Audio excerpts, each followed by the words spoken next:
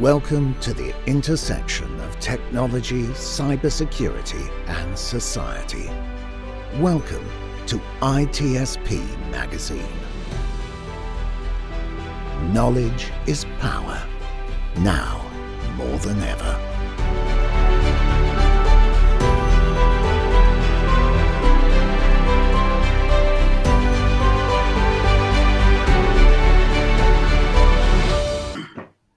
And here we are. Welcome to Redefining Society Podcast with me, Marco Ciappelli, on ITSPmagazine.com. And in this show of mine, I'm on other shows as well, but this is really my baby, where I really talk about stuff that I know about, although I never know enough, and I care about quite a bit. Often is the intersection of technology and society, and what does it mean, all this technology in our life, everyday life, and for humanity. So we get philosophical quite a bit.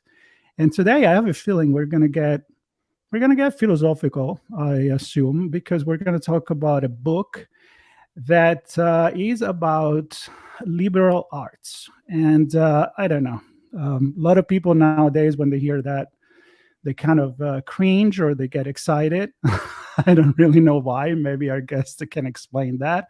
But I feel like it doesn't have the meaning it used to have before. And there is an entire book about this and about the fact that liberal arts are critical for our thinking and critical thinking, and are being good citizen of some country where we live, hopefully a democracy. So enough with me chatting. This is about this book, and that we're talking with the author, which is Jeff Scheuer. I hope I didn't chop the last name, and I did a good job. He will let us know. Jeff, welcome to the show. Thank you, Marco. It's great to be with you. Very excited, very excited.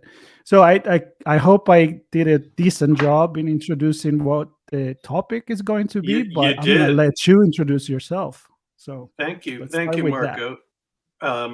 The book is called Inside the Liberal Arts, Critical Thinking and Citizenship. So it tries to square the circle of those things: critical thinking, liberal arts, citizenship. That's an ambitious project, which I try to accomplish in under 200 pages. So the readers will decide if I accomplish it.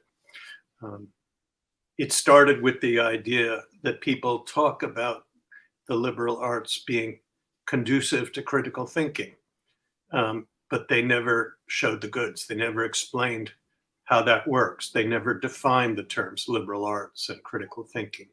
So I took a few years to figure that out, and more than a few, actually. But I defined the terms. I explained how they interconnect. I explained how imprecise some of the connections are and how solid they are on other levels. It was a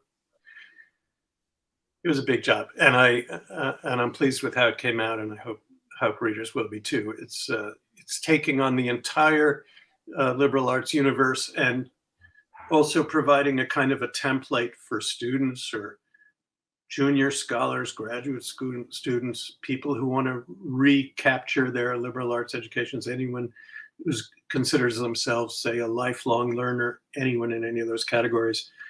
It's for them. It's for anyone who's interested in thinking in general. And there are many such people, believe it or not, even in our very anti-intellectual American society. Jeff, every time I finish a podcast, I like to say, if this made you think, I did a decent job. So I don't want to give answers to people. I just want to help people to give perspectives, different angles, and then think on their own. And they have to want to think. They need to, you can't force not them to think. So as they say, you can bring the horse to the pound, but you can't force it. Right. To think. Right. Let me ask you this, just so that I'm assuming everybody knows what liberal arts are, but at the same time, they have become, the word liberal, such a political concept that I think it's kind of not clear anymore. So how would you define what is liberal art? Okay. I would begin by saying it's an unfortunate term for something that doesn't have another convenient term for it. We could call it critical inquiry, but the term liberal arts has stubbornly persisted over the centuries and even the millennia. It started in your home country in ancient classical Rome, where the term artis liberalis in Latin meant the skills, not the arts, but the skills of a free citizen of the Roman Republic. It didn't really mean anything connected with arts as we know it, or with liberal as we know it in the ideological sense of liberal. It meant skills for citizenship. And the miracle is it still means that. It still means that. Although the idea of the liberal arts has gone through a long historical trajectory. It has expanded in many places.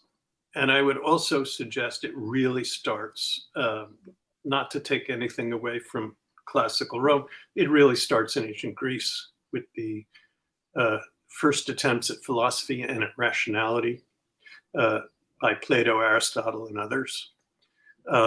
They devised the most basic questions. What is nature? What is value? What is thinking? What is philosophy? What are ideas? What is the mind? All of that. What is causality, for example? They put these ideas on the table, and they've evolved since then. Many of them are still on the table. Some of them are very contestable still. But over the course of history, the liberal arts started with the trivium and the quadrivium, the grammar, logic, and rhetoric, and then it included music, astronomy, and so on. And now, because it's the nature of philosophy to ask general questions, and it has spawned other questions that have created their own disciplines, whether it's economics or sociology or psychology or linguistics or many, many other liberal arts fields. Not every field, but many of them come straight out of philosophy, because philosophy asks questions that it could not answer without specific lines of empirical research. So we still have the liberal arts today, and it's still ultimately about citizenship. I would argue only about citizenship, but only once you've defined what you mean by that. Well, how about we do that? Okay. What is a good citizen, or what makes a non-good citizen? Okay. Committing a crime is not a good way to be a citizen. Let's start with that. That I could have guessed, yes. Yeah. But there are many ways and different levels on which one can be a good citizen. I divide citizen into three main categories. There's a civic category, which is how we function as when we vote, when we serve on juries, when we do anything to change or keep the same the society we live in. All citizenship is transactions between the individual and the community, in which there's a two-way transaction. You give something, you get something back. You obey the laws, you get the benefits of the laws, and so on, of other people obeying the laws. And also known as the social contract. Yes, the social contract. So there's the civic side of it, which is the one that's most obvious to people. There's also an economic side. Everything we do as producers, as consumers, that affects ourselves and others, our own livelihood, and the prosperity of society.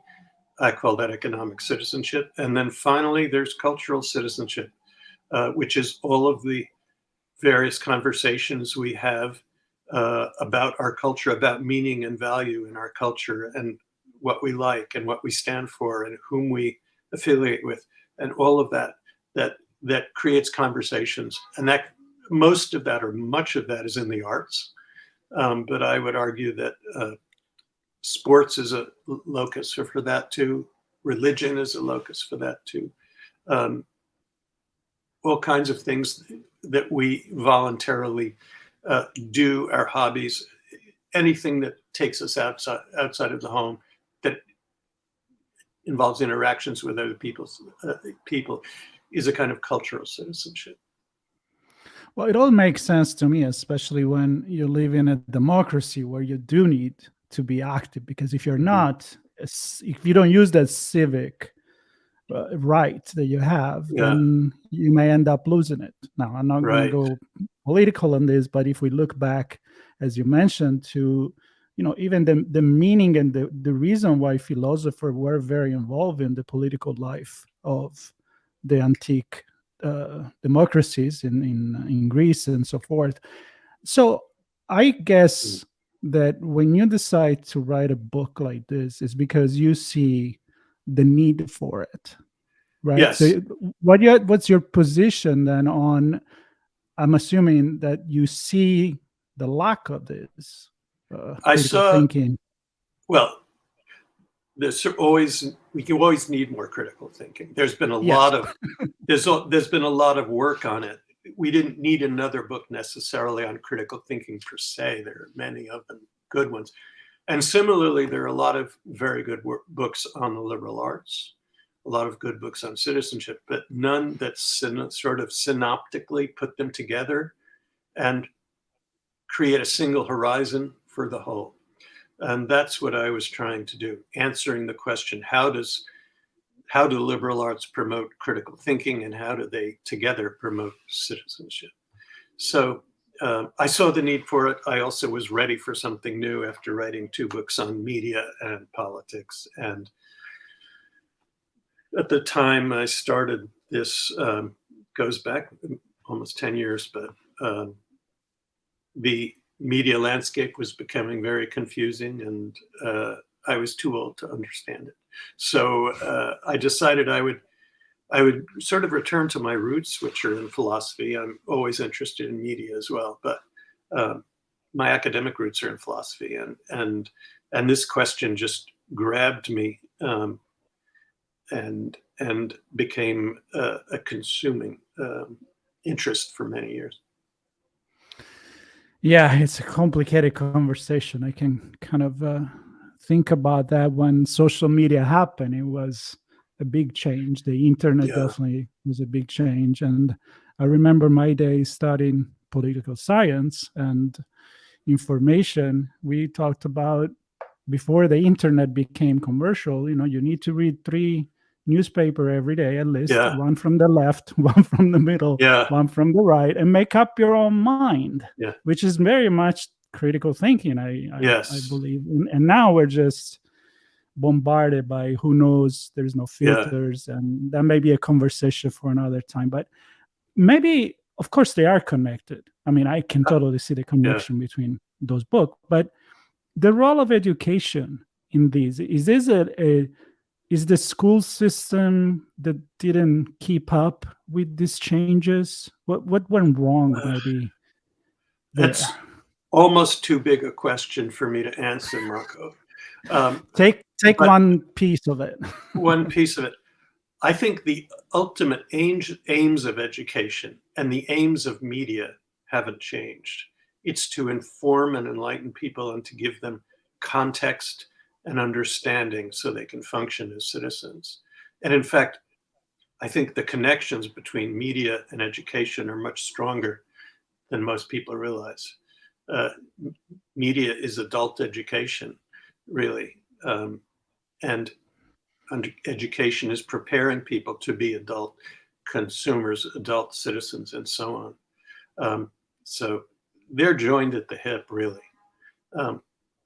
And the ultimate aims are the same. It's the means by which we achieve them that have changed with the internet and social media.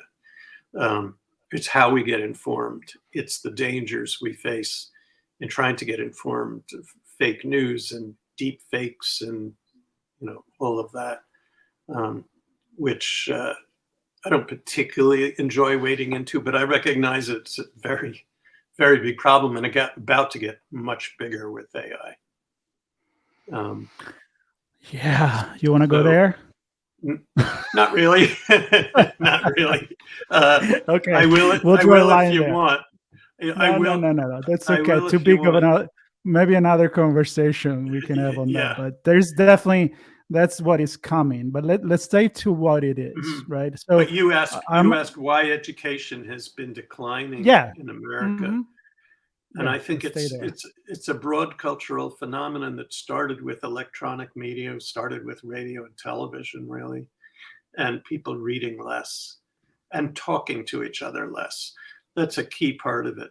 You know, when we talk to each other on the internet or through social media, it's a different kind of face-to-face interaction. It's not genuinely face-to-face.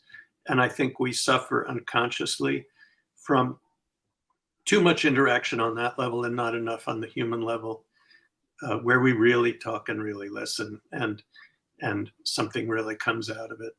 So much, as you know, of social media is just us cowering under a wave of data and information and stimuli coming at us that don't really improve us.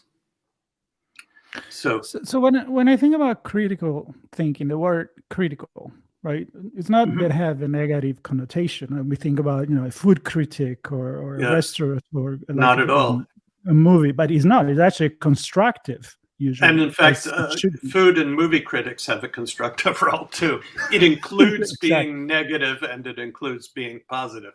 So no, critical thinking is really, is really rational thinking. There isn't much difference, if any. Right. It's rational thinking about not how to be a hunter-gatherer or achieve something specific in the world, but it's about ideas and it's about how we relate to each other, things like that. It's following rules and reasons, basically. So I keep thinking of what you said in terms of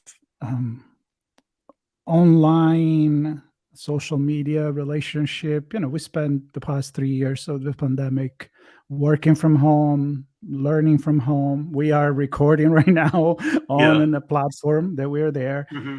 So, but you said that it has a different level of relationship, of communication, interaction, let's say. Am I getting that right? That, on your opinion, it's more superficial, the kind of relationship? Think so. Okay, I think so. Can you explain that better? It's not something I've been studying necessarily, but my overall sense is that when we're in a room with people live, more learning takes place and more teaching takes place than when we're looking at a screen, except for this show. Except for the people in the room right now, right, or in the virtual room. So are we too late? I mean, is there a way to, it's really democracy, critical thinking, we're not too late. We're not too late in the sense that we have no choice. We can't go back. We have to have a democracy under these conditions. That may mean regulating AI, and I think that's probably a very important thing to do. It may mean limiting certain ways in which we use TikTok or whatever, without the sort of political grandstanding that the governor of Montana has been doing, just to make him look anti-Chinese. It's serious, useful regulation without over-regulation to keep things on the rails and to keep our discourse from getting too crazy, and to protect us from the worst possible predations of electronic media, of AI, like fake politician voices, to use against your opponent to make it sound like they're saying something which they're not. Things like that. We have to somehow get that under control, or it's hopeless for democracy. It's like the worst version of Orwell, 1984, when you can really alterate, the news and the past, the present, and the future. Well, I use the example of Orwell to describe the value of the liberal arts, because you do not read Orwell in a business school class or in a computer science class, which is not to say that we don't need STEM learning too. It's very important, but we need to supplement it with the liberal arts and with books like 1984, which show us what evils human nature is capable of and what we should be trying to make happen and prevent from happening. It's so like this brings me to this your view, and I am quite critic about the education system. I think it's a little obsolete in general. I mean, it's almost like technology is about practicality and STEM, as you mentioned. Yeah. But that's probably what have been happening and in the educational system, and I believe that's true in almost every country in the world, as far as I know. And I'm not an expert, but I can tell you we're also not getting good enough teachers, because we're not, as a society, willing to pay them what they're worth. And I would love to go there, because my last comment before I give it back to you is that with the job that I do, I talk to a lot of people that are futurists, technologists, but I talk to a lot of philosophers, because there's never been, in my opinion, at least since when I'm alive, such a strong relationship between technology, understanding who we are, and the fact that we talk about ethics way more than we've ever talked, I think, in the common conversation or the news like we're doing now. I mean, ethics for AI is almost like a way to learn ourselves, learn about who we are. So, but at the same time, as you said, we're not paying enough the teacher to promote this liberal thinking, whatever that means. So how can we fix that? Let's say small d democratic thinking. I'll give you one example. We got to teach more civics in K-12, I mean in high school. Quite apart from the value the liberal arts may lend to an education for citizenship. Every American has to learn how their government works. That should not even be debatable. And that means there should be a civics section on the SAT test and the ACT test and so on, so that schools are forced to teach it. That's one way to start. It's such a big systemic problem, Marco. You can't only address it from one entry point, but that's one, I would say. And another is to encourage STEM students to take more liberal arts courses. And then there's a whole big societal problem of how we got to the point where we're divided, not so much on left-right political lines, but on educated versus less educated lines. And the right has convinced its base that their enemy, the elites that are oppressing them, are the educated people in this country, as opposed to the truly powerful people like corporations and major organizations. They've conned their followers into believing that, and it's really tragic. Because as soon as you start demonizing education, democracy's in trouble. True to that.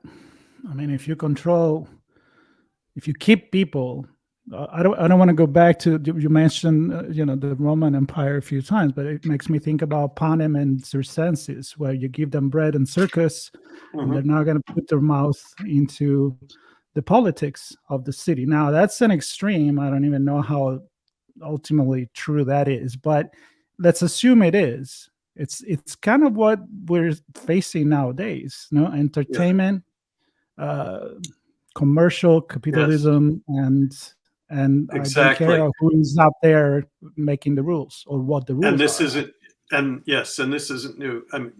Neil Postman wrote about this in the 1980s and 90s. He wrote a great book called "Amusing Ourselves to Death," and a number of other prescient books that I think preceded the internet, but identified all of these problems that interfere with learning and interfere with cohesion, citizenship,